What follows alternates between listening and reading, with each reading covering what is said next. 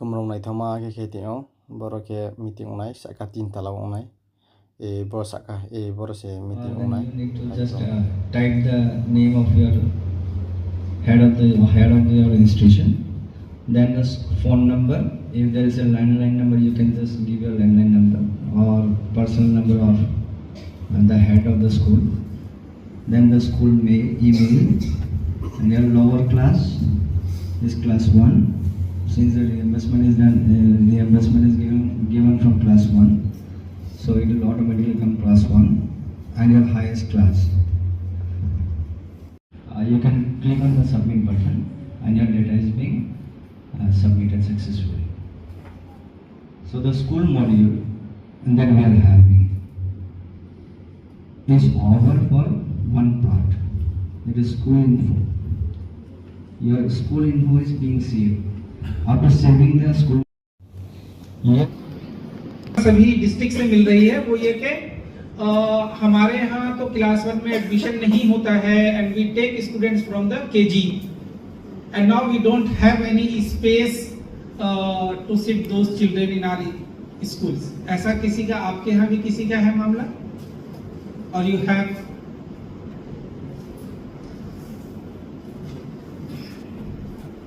from now 2025 to 26 now everything is a streamlined portal launch हो चुका है। now it's the RT शिक्षा open portal launch हो गया है।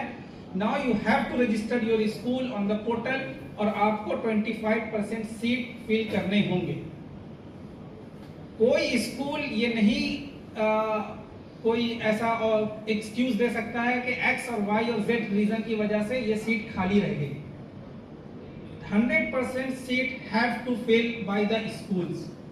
अभी आपके क्या क्या रिस्पॉन्सिबिलिटी है उसके ऊपर में मैं आऊंगा, तो यहां तक क्लियर है सबको सेक्शन 211C को लेकर के। ओके, तो स्कूल जो भी प्राइवेट अनएडेड स्कूल है, चूंकि डेटा जो है यूडाइस से है, तो या तो मैं बहुत अच्छा बोल रहा हूँ कि सारी बात आपको पूरी समझ में आ जाए, या वो आपको विजिट किया फॉर्म फिल करवाने के लिए और आपने उनका फॉर्म को फिल नहीं किया है, और वो रिस्पॉन्सिबल होगा आरटीई सेक्शन 211C से रिलेटेड सारी डॉक्यूमेंट्री चीजों के लिए और फैमिली को असिस्ट करने के लिए और डिपार्टमेंट के साथ कोलैबोरेट करने के लिए। तो अगर डिस्ट्रिक्ट ऑफिस को कोई चीज चाहिए होगा, कोई इंफॉर्मेशन आपके स्कूल से चाहिए होगा, तो वो नोडल ऑफिसर जो है वो की कॉन्टैक्ट पर्सन होगा। अब ये आपका प्रिंसिपल जो है वो भी as a nodal officer act कर सकता है, और अगर प्रिंसिपल जो है काफी बिजी है, उसके पास बहुत वर्कलोड है, वो इस तरह की चीजों में एंगेज नहीं हो सकता है, तो फिर आपके यहाँ जो मैनेजमेंट कमेटी होगी, स्कूल मैनेजमेंट कमेटी, वो किसी सीनियर स्टाफ को डेजिग्नेट करेगी एज ए नोडल ऑफिसर, और उसके कॉन्टैक्ट डिटेल्स के लिए हम लोग फिर अभी फॉलो अप एक और SOP आपको अभी मिलने वाला है। अभी वो आएगा तो फिर आपको वो सारे डिटेल्स उसके भेजने होंगे कि कौन आपके यहाँ नोडल ऑफिसर है, आपको हेल्प डेस्क के फोटो भेजने होंगे, और साथ में आपको जो बैनर या फ्लैक्स आप अपने स्कूल के बाहर लगाएंगे उसके फोटोज हम मांगेंगे। तो अभी उसका अभी एक फॉलो अप अभी नेक्स्ट वीक में आपको मिलने वाला है। ये चीजें मैं अभी बता रहा हूँ वर्कशॉप में, ताकि आप नेक्स्ट 1 वीक के अंदर में इन सारी चीजों को इम्प्लीमेंट करिए अपने यहाँ। इसके अलावा 3 चीज और है जो आपको ध्यान रखना है। 3 चीज क्या है? पहला ये कि आपको अभी तो आपका जो एग्जिस्टिंग अकाउंट है स्कूल का, आप वो अकाउंट को अभी पोर्टल में सबमिट करेंगे, लेकिन for getting the reimbursement under section 211C you must have to open a separate bank account in the name of school. Bank account किसी इंडिविजुअल के नाम पे नहीं होगा, वो स्कूल के नाम पे होगा, और उसी अकाउंट में आपको सेक्शन 211C के रिइंबर्समेंट आपको मिलेंगे। पहले से अगर स्कूल के नाम से है, हाँ, उसमें आप बहुत तरह का फाइनेंशियल ट्रांजैक्शन करते हो ना, उसमें तो आपके स्कूल का पूरा फंक्शन हो रहा है। हाँ, वो अभी आप अपलोड कर दो, लेकिन अलग से रिइंबर्समेंट के टाइम पे हम लोग एक गाइडलाइन देंगे। मैं ये इन्फॉर्मेशन आपको अभी बता रहा हूँ, अगर आपको टाइम है आप अभी खोल लो, आपको टाइम नहीं है आप नेक्स्ट 2 मंथ में खोल लेना, लेकिन आपको एक सेपरेट बैंक अकाउंट खोलना होगा, उसी में रिइंबर्समेंट का पैसा आपको आएगा सेक्शन 211C। इसके अलावा 2 लास्ट का पॉइंट ये है कि कोई भी फैमिलीज जो आपके स्कूल में आके एप्लीकेशन सबमिट करेगा, आपको उस फैमिलीज को रिसिप्ट देना है, acknowledgement of submission of the application. उसमें आप एप्लीकेंट का नाम लिखेंगे, टाइम डेट लिखेंगे, अपना मोहर साइन लगाएंगे, और साथ में ये लिखेंगे कि ये कौन है, क्या है, कब एप्लीकेशन ला करके उसको एक एक्नॉलेजमेंट रिसीप्ट देंगे, ताकि उनके पास वो रिकॉर्ड हो सके कि उसने आपके यहाँ स्कूल में अपना एप्लीकेशन सबमिट किया है।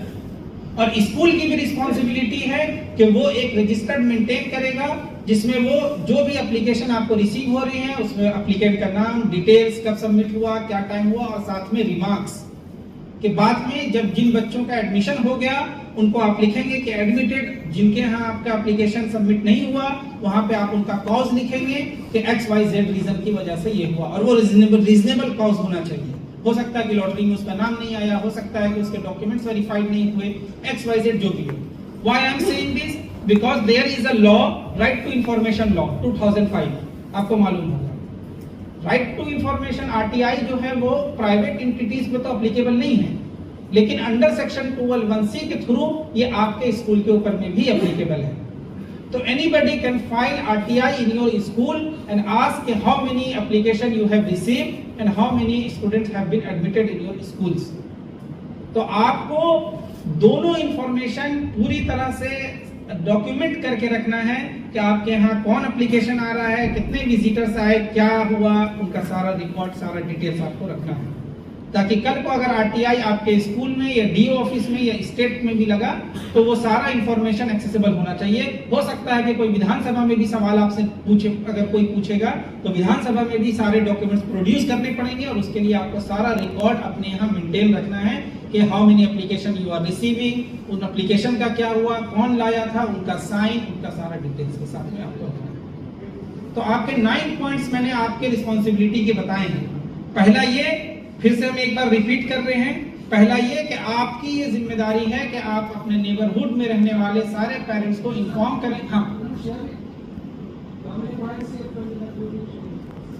अभी उसके लिए एक SOP आ रहा है, मैं जो बता रहा हूँ उसके लिए एक, बस आप लोग खोलते नहीं है PDF, सबसे बड़ा प्रॉब्लम ये है, क्योंकि ये नोटिफिकेशन जो अभी मैं जो कुछ बता रहा हूँ ये पिछले महीने हमने रिलीज किया था, लेकिन अभी तक कोई अवेयर नहीं है जब तक कि हम आपके डोर में नहीं आकर के नॉक किए हैं। तो बस आप लोग प्लीज उसको अवेयर रहिए कि क्या रिलीज हो रहा है, क्या नोटिफिकेशन, और व्हाट्सएप में अपडेट रहिए क्या चीजें हो रही है। तो मैं फिर से रिपीट कर रहा हूँ पॉइंट को, एक बार आप लोग से ध्यान रखिए कि आपकी ये रिस्पॉन्सिबिलिटी है कि अपने आसपास के फैमिलीज का आप उनको इन्फॉर्म करेंगे, अपने यहाँ एप्लीकेशन कराएंगे, और जितनी सीट आपके यहाँ है आप उसकी डबल या ट्रिपल करेंगे, ताकि आपके स्कूल का जो लॉटरी हो वो फ्री एंड फेयर हो। ये ऐसा नहीं लगना चाहिए कि कोई बैकडोर से कोई चीजें हो रही हैं। एक दूसरा ये कि आप कोलैबोरेशन करेंगे अपने आसपास की NGOs के साथ में। तो अब यहाँ पर जो ऑर्गेनाइजेशन आई हुई है, कुछ ऑर्गेनाइजेशन के रिप्रेजेंटेटिव आए हुए हैं, अब उनकी क्या रिस्पॉन्सिबिलिटी है? उनकी रिस्पॉन्सिबिलिटी एक तो ये है कि वो अपने आसपास के जो जहां पर उनका ऑफिस है या वो जिन एरिया और क्षेत्र में काम करते हैं, वो वहां के आसपास के प्राइवेट स्कूलों के साथ कोलैबोरेट कर सकते हैं। अब वो कोलैबोरेशन किस मोड का होगा, फाइनेंशियल होगा, नॉन फाइनेंशियल होगा, वो स्कूल और NGOs के बीच का मामला है, वो आप लोग देखेंगे। लेकिन ऑर्गेनाइजेशन स्कूल के साथ कोलैबोरेट भी करेगी, और साथ में जितने सिटी के अंदर में हॉट पॉइंट्स है वहां पर वो ऑर्गेनाइजेशन जो है अपना अपना हेल्प डेस्क लगाएगी, इंफॉर्मेशन फैलाएगी, डोर टू डोर कैंपेन कर सकती है, अनाउंसमेंट कर सकती है, और ये सारा काम ऑर्गेनाइजेशन को स्कूल के साथ भी मिल करके, और कोई स्कूल कोई चाहता है कि DO ऑफिस या डिपार्टमेंट के साथ मिल करके करे तो वो भी कर सकता है। तो आपको कोलैबोरेट भी करना है अपने लोकल NGOs ऑर्गेनाइजेशन के साथ में, अपने आंगनवाड़ी सेविका केंद्रों के साथ में, और आशा वर्कर के साथ में, या फिर कोई भी आसपास जहां पर आपको कोई ऐसा ऑर्गेनाइजेशन या कोई ऐसी वॉलंटियरली ग्रुप लगता है जिनके साथ आप इंगेज होकर के उस तरह के बच्चों को आप आइडेंटिफाई कर सकते हैं। लेकिन आइडेंटिफिकेशन का काम आपको करना है, इस बात के लिए आप बिल्कुल रेडी रहिए। दूसरा, कोई भी फैमिली आपके यहाँ अगर विजिट करेगा उसको आपको जो है फॉर्म उसका फिल करना है, और साथ में नोडल ऑफिसर का बता चुके हैं, हेल्प डेस्क लगाना है, उसका फोटो हम लोग मांगेंगे, आपको भेजना है, और साथ में फ्लेक्स लगा करके आपको इंफॉर्मेशन देना है कि आपके यहाँ एडमिशन चल रहा है। अब इसमें एक काम आपका बहुत इंपॉर्टेंट है। अब आप नोटिफिकेशन में फिर से चले जाइए, लिस्ट ऑफ डॉक्यूमेंट्स पॉइंट 13 में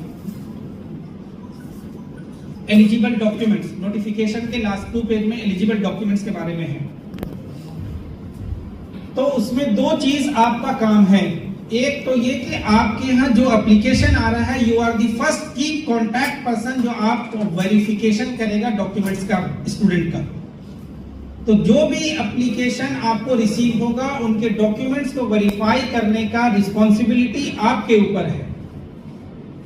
तो आप उस रिस्पॉन्सिबिलिटी को कैसे निभाएगा, ये आपको हम अभी 2-3 पॉइंट में बता देते हैं। तो पहला ये कि 3 डॉक्यूमेंट्स आपको हर फैमिली से लेना है, 3 डॉक्यूमेंट्स। और अगर आप 3 डॉक्यूमेंट्स आप उस फैमिली से ले लेंगे और 3 में फिर वो अंदर सब कैटेगरी है, उनमें से 3 में से क्या आप ले लेंगे। तो पहला बर्थ सर्टिफिकेट। तो बर्थ सर्टिफिकेट आपको सभी फैमिली से लेना है। बर्थ सर्टिफिकेट चाहे वो बच्चा डिसएडवांटेज कैटेगरी का हो या बच्चा इकोनॉमिकल वीकर सेक्शन का हो, आपको उनसे बर्थ सर्टिफिकेट लेना है। It's applicable for all. तो बर्थ सर्टिफिकेट में आप क्या डॉक्यूमेंट्स ले सकते हैं और आप उसको कैसे वेरीफाई कर सकते हैं। तो एक तो बर्थ सर्टिफिकेट जो म्युनिसिपल कॉर्पोरेशन से इश्यू हुआ होता है या पंचायत से इश्यू हुआ होता है, वो तो आप लेंगे ही। अगर किसी फैमिली के पास बर्थ सर्टिफिकेट नहीं है तो उसकी जगह पे आप उनसे हॉस्पिटल का कागज लेंगे या एएनएम का रिकॉर्ड लेंगे। और अगर उनके पास हॉस्पिटल या एएनएम का रिकॉर्ड नहीं है तो आप उनसे, अगर वो आंगनबाड़ी बच्चा जाता है तो आंगनबाड़ी की सेविका जो है वो अपने लेटर हेड में लिख करके देगी कि ये एक्स बच्चा है, इसका ये नाम है, ये डेट ऑफ बर्थ है, हम वेरीफाई करते हैं ये इसका। तो वो भी एक एलिजिबल डॉक्यूमेंट्स के तौर पे माना जाएगा। लेकिन कोई ऐसा बच्चा है जिसके पास जो है बर्थ सर्टिफिकेट भी नहीं है, हॉस्पिटल का कागज भी नहीं है, एएनएम रिकॉर्ड में भी उसका नाम नहीं है, आंगनबाड़ी भी नहीं जाता है वो बच्चा और आंगनबाड़ी सेविका भी उसको आइडेंटिफाई नहीं कर पा रही है, और अगर वो बच्चा आपके नेबरहुड रेसिडेंस में रहता है तो उसकी फैमिली एक एफिडेविट देगी, डिक्लेरेशन। और उस एफिडेविट में वो लिखेंगे कि मैं इनका पिताजी हूँ, ये मेरा बच्चा है, ये इसका डेट ऑफ बर्थ है, और उसके साथ वो एक डिक्लेरेशन आपके यहाँ सबमिट करेंगे। तो इन चारों और पांचों ऑप्शन में से कोई एक ऑप्शन आपको अगर रिसीव होगा, आप उसका बर्थ सर्टिफिकेट को वेरीफाई कर देंगे। ठीक है। अब इसमें अपने से कोई कानून नहीं बनाना है। You are not the law maker, you are the principal और द रनिंग ए स्कूल्स। तो आप अपने से कानून मत बनाइए कि आधार कार्ड दोगे तो बर्थ सर्टिफिकेट आपका हम वेरीफाई करेंगे। हमने अगर लिस्ट में आधार कार्ड का ऑप्शन नहीं दिया है तो आप भी आधार कार्ड नहीं मांगेंगे। अपने से कोई कानून नहीं बनाना है, बस जो लिस्ट में डॉक्यूमेंट्स का लिस्ट है आप उसमें से कोई चूज करिए। अगर आपको वो 4-5 ऑप्शन में से कोई एक मिल रहा है, आप टिक करिए, आप बोलिए कि ये वेरीफाई है। कोई अल्टरनेटिव डॉक्यूमेंट्स खुद से कानून बना करके नहीं मांगना है। एक तो ये बर्थ सर्टिफिकेट हो गया। दूसरा रेसिडेंशियल प्रूफ भी जो है सारे डॉक्यूमेंट, सारे फैमिली से, चाहे वो डिसएडवांटेज कैटेगरी का हो या इकोनॉमिकल वीकर सेक्शन का हो, आपको सबसे रेसिडेंशियल प्रूफ लेना है। तो रेसिडेंशियल प्रूफ के लिए क्या डॉक्यूमेंट्स आप मांग सकते हो, उसके लिए ये 12-13 पॉइंट्स का एक हमने लिस्ट दिया है। इसमें से कोई एक डॉक्यूमेंट्स अगर फैमिली जमा कर देगी तो आप उसका डॉक्यूमेंट्स को वेरीफाई करेंगे एज एन रेसिडेंशियल प्रूफ। अब उसमें से आइदर वो आधार कार्ड दे सकते हैं, वोटर आइडेंटिटी कार्ड दे सकते हैं, इलेक्ट्रिसिटी बिल है, वाटर बिल है, कोई एक सर्टिफिकेट नहीं। और जो लोग माइग्रेट करके आ रहे हैं, दूसरी जगह से आकर के आपके आसपास में रह रहे हैं, तो आपको उनके परमानेंट एड्रेस से मतलब नहीं होना चाहिए। हो सकता है कि कोई किसी गांव में रहता हो लेकिन काम के लिए वो अगरतला करके रह रहा है, तो आपको उनका करंट एड्रेस से मतलब होना चाहिए। तो अगर उनका करंट एड्रेस है और उसके लिए वो आप उनकी जगह पर आप उनसे एक रेंट एग्रीमेंट मांग सकते हैं कि करंट एड्रेस के लिए रेंट एग्रीमेंट ला करके दीजिए। तो हो सकता है कि उनके किसी डॉक्यूमेंट्स में कुछ दूसरा एड्रेस आ रहा होगा, लेकिन अगर आपको रेंट एग्रीमेंट वो एज एन रेसिडेंशियल प्रूफ देंगे कि मैं यहाँ पे रहता हूँ, यहाँ मजदूरी करता हूँ, ये काम करता हूँ, या स्टी वर्कर या इस गार्डन में या इस कंपनी में मेरा काम है, तो आप उनको वहां पर अपने यहाँ अंडर सेक्शन 211C आप एडमिशन देंगे और उनका रेसिडेंशियल प्रूफ को करेंगे। क्लियर है यहाँ तक? उसी तरह से डिसएडवांटेज कैटेगरी के लिए ऑलरेडी मैंने बताया है कि अगर कोई स्टूडेंट डिसएडवांटेज कैटेगरी का बेनिफिट लेना चाहता है तो वो हर हाल में डिसएडवांटेज कैटेगरी के सर्टिफिकेट को प्रोड्यूस करेगा आपके पास। तो जस्ट सेइंग कि I am belonging to the tribal community it not satisfactory. आपको उसके लिए उसका डॉक्यूमेंट्स प्रूफ करना होगा, अपना एसटी सर्टिफिकेट देना होगा। और जो स्टूडेंट जो है कास्ट सर्टिफिकेट या अपने डिसएडवांटेज कैटेगरी के डॉक्यूमेंट्स को प्रोड्यूस करने में अनेबल है, तो उसको आप इकोनॉमिकल वीकर सेक्शन में कंसीडर करोगे। यानी कि जो भी डिसएडवांटेज कैटेगरी के सर्टिफिकेट को प्रोड्यूस करने के में असमर्थ होगा उनके एप्लीकेशन को आप as an economical weaker section treat करोगे। तो कोई एसटी इकोनॉमिकल वीकर सेक्शन की तरह ट्रीट हो सकता है, लेकिन इकोनॉमिकल वीकर सेक्शन के लिए ट्रीट होने के लिए उसको इकोनॉमिकल वीकर सेक्शन के जो 4 ऑप्शन हैं, अंत्योदय, एडहॉक, बीपीएल या इनकम सर्टिफिकेट 2 लाख का, उनमें से कोई एक देना होगा। तो ये 3 तरह के डॉक्यूमेंट्स आपको वेरीफाई करने हैं, और आप डॉक्यूमेंट्स को वेरीफाई करने के लिए आप वेट नहीं करेंगे 31 मार्च तक का कि 31 मार्च को मेरे यहाँ सारा एप्लीकेशन सबमिट हो जाएगा तब फिर हम वेरीफाई करेंगे। आपको डे टू डे बेसिस पे सिमल्टेनियसली आपको वेरीफाई करते जाना है, और आपको 31 मार्च तक डीओ ऑफिस को सारा डिटेल्स भेजना है कि how many numbers of application you have received and verified, ताकि 4 अप्रैल को हम लोग ऑनलाइन लॉटरी सिस्टम को कर सकें। कोशिश इसमें आपको यही करना है कि ये सारा इंफॉर्मेशन आपको हर हाल में 31 मार्च तक डीओ ऑफिस को देना है और अपने यहाँ सारी सीटों को फिल करना है। इसके लिए जो रिम्बर्समेंट का अमाउंट है वो 28,243 रुपीस है, ये मैक्सिमम अमाउंट है। तो अगर किसी स्कूल का हो सकता है कि 500 रुपया फी हो, तो उसको जो रिम्बर्समेंट मिलेगा वो 500 का ही मिलेगा। लेकिन अगर किसी स्कूल का हो सकता है 50,000 रुपया फी हो, तो भी उसको जो है तो 28,000 ही रिम्बर्समेंट होगा। और ये 28,000 में इंक्लूड है बुक्स का पैसे, ड्रेस का पैसा और मिड डे मील का पैसा। 26,000 के आसपास में जो है आपका वो ट्यूशन फीस है, और 2,000 के आसपास में वो आपका बुक और ड्रेस और आपके यहाँ जो है मिड डे मील का है। अगर किसी स्कूल में मिड डे मील का सिस्टम नहीं है, मोस्टली प्राइवेट स्कूल में नहीं होता है, लेकिन उनके यहाँ कैंटीन सिस्टम होता है, तो अगर आपके स्कूल में कैंटीन फंक्शन है तो आप बच्चों को कैंटीन से खाना देंगे, और अगर आपके यहाँ कैंटीन फंक्शनल नहीं है तो आप उस बच्चे को उस कैश अमाउंट उस फैमिली को आप देंगे जो आपको रिसीव होगा सरकार से। बुक्स और ड्रेस ये आपको प्रोवाइड करना है, उसका पैसा सरकार आपको देगी, और अगर अमाउंट उससे ज्यादा एक्सीड करता है तो उसका भी उसका जो पैसा है वो आप अपनी तरफ से लगाएंगे। सरकार उसका रिम्बर्समेंट नहीं करेगी और आप फैमिली से किसी तरह का पैसा का लेन देन नहीं करेंगे।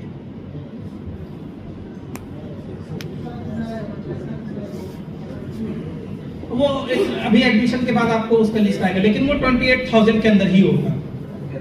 जो भी अमाउंट होगा वो 28,243 में ही होगा।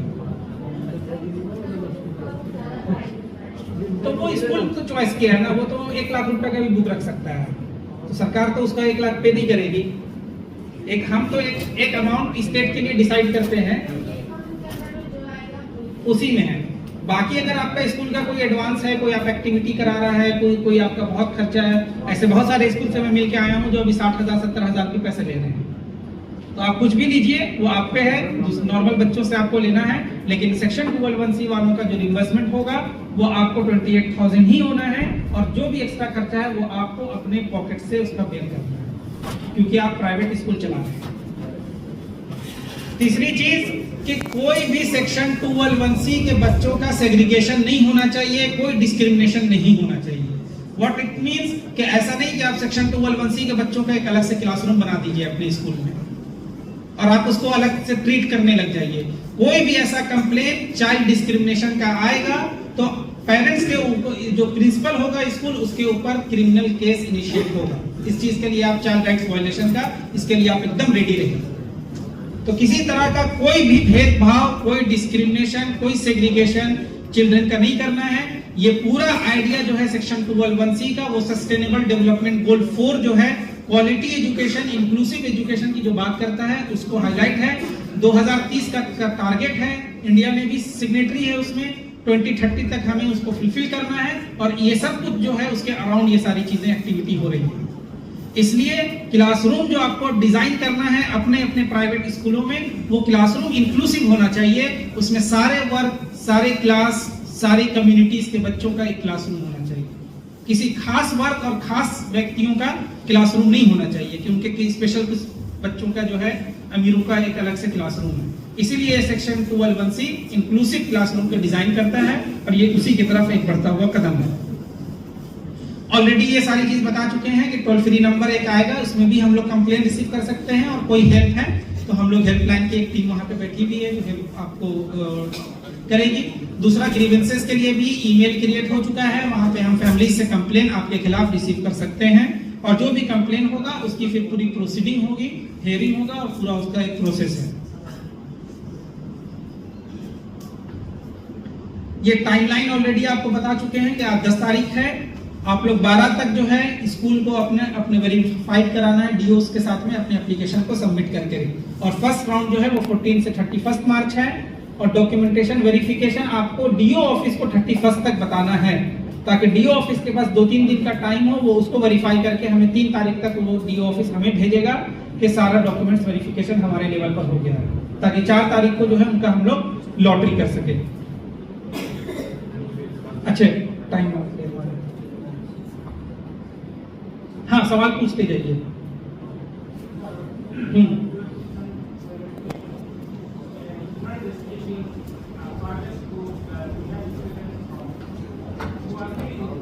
Sorry, who is from?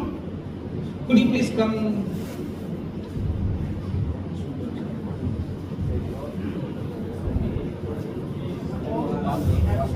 I am sharing attendance and feedback form. जो भी फॉर्म इसको अटेंड किया है वर्कशॉप को, आप उसको वहाँ पे फिल करिए अभी जल्दी से, और उसको फिर फॉलो अप हम लोग करेंगे कि कौन कौन इसको अटेंड किया है आज की workshop.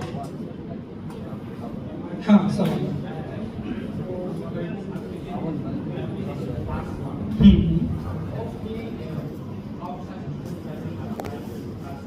Okay yes.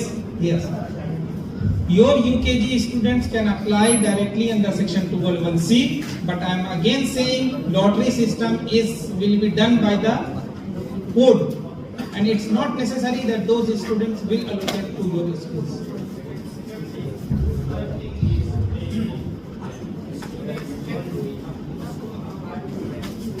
Sorry? Yes, you can apply. It's your responsibility actually to apply all the applicant who is residing in your neighborhood or who is studying in your schools. Yes, it's the responsibility of schools to apply. Feedback का form भेजा है, please आप उसको fill करते जाइए। हाँ, और कोई सवाल है आपका? Do you have any more question?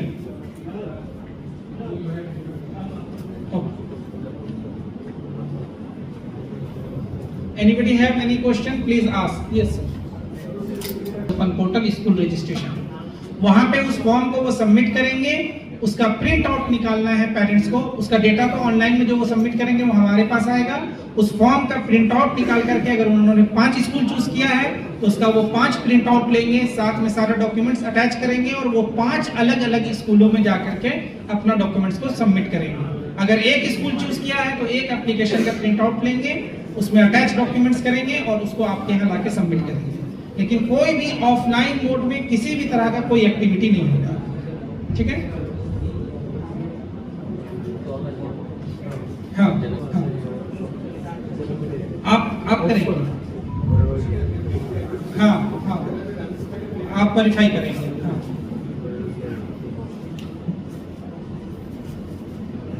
किया है तो एक ही जगह सबमिट करेगा, 5 किया है तो वो जाके 5 जगह अलग अलग एप्लीकेशन डालेगा, अलग अलग डॉक्यूमेंट्स को 5 कॉपी करा करके वो अलग अलग देगा।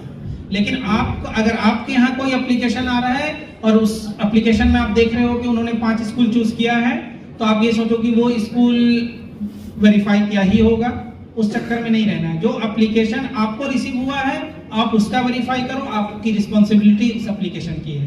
बाकी स्कूल में वो सबमिट हुआ नहीं हुआ, उसको वेरीफाई किया नहीं किया, उससे आपका कोई कंसर्न नहीं होना है। हाँ है वही आरटी शिक्षा सोपन का जो पोर्टल है, स्कूल रजिस्ट्रेशन सेकंड पॉइंट है। फर्स्ट पॉइंट है स्टूडेंट रजिस्ट्रेशन है, वो आप खोलेंगे, बहुत सिंपल सा फॉर्म है, नाम एड्रेस फोन नंबर डालना है और उनका जो डॉक्यूमेंट्स है उसको अपलोड करना है बस, और आप सबमिट करेंगे, उसका प्रिंट आउट निकाल करके फैमिलीज को देंगे और उसको जाके दूसरे स्कूलों में सबमिट करेंगे। एनीबॉडी हैव एनी क्वेश्चन पीछे से?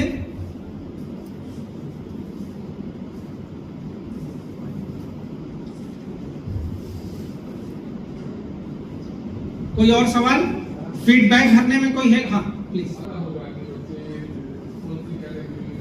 ठीक है, ये आपको आइडेंटिफाई, असिस्टेंट का मतलब ये हो गया कि आपको आइडेंटिफाई करना होगा, उनसे पूछना होगा। हाँ हाँ हाँ, उनको गाइड आप करेंगे, आप उनसे पूछेंगे कि आर यू बिलोंगिंग, आपके पिताजी है नहीं है, आप ऑर्फन हो नहीं हो, किस कैटेगरी से आते हो, जैसा वो बताएगा इन्फॉर्मेशन आपको देगा, उसके बेसिस पे आप उनका एप्लीकेशन करेंगे और गाइड करेंगे। फीडबैक का जो फॉर्म है वो आप लोग भर रहे हैं, कोई उसमें 5 जो है वो अच्छा है और 1 जो है खराब है, तो अगर आप 5 दे रहे हैं तो उसमें आप करेंगे कि आपको सेक्शन 211C समझ में आ गया है, क्योंकि आपकी तरफ से कोई सवाल नहीं आ रहा है, तो आई एम होपिंग कि आप सभी लोगों को सेक्शन 211C बहुत समझ में आया है और सब 5 देंगे। और उसके अलावा नीचे में कमेंट का भी ऑप्शन है, if you need any assistant, help, knowledge, information, you can write, we will contact you and guide you accordingly.